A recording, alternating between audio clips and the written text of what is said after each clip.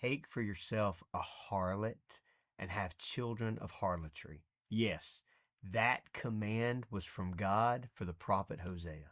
Consider just a moment this 14 chapter book, all about a man who was faithful to a faithless wife, who, in fact, endured the pain and the torment of wondering if his wife would ever truly come home. There's a lot of discussion around this book, and that's why I encourage you to read it. Focus in that on chapter 1, God comes to Hosea and says, this is what your life is going to be filled with: rejection and hurt, betrayal, and I want you to endure as a picture of God's relationship with Israel. The book of Hosea was set in around 760 BC. So this was before the fall of Israel to the empire of Assyria.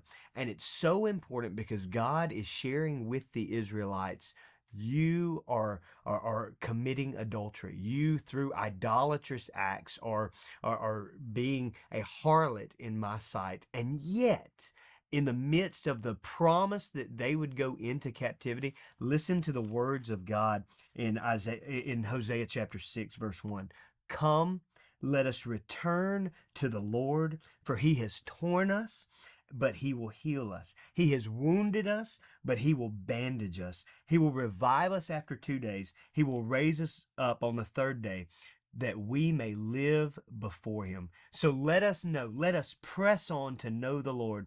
His going forth is as certain as the dawn, and he will come to us like the rain, like the spring rain watering the earth. What does all this have to show us today?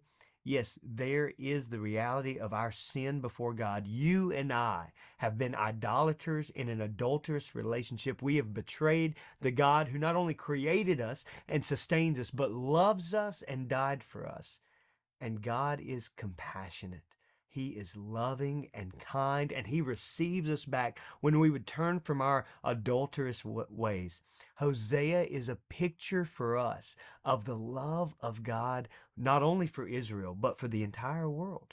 And so throughout this book, there's a lot of interesting prophecy related to Israel and other nations around that time, but ultimately it points us to Jesus Christ, who hanging on the cross would say, Father, forgive them, they know not what they do.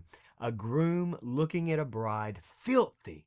Jesus says, I will take you in and I will clean you up. May we study Hosea as a love letter from our great God.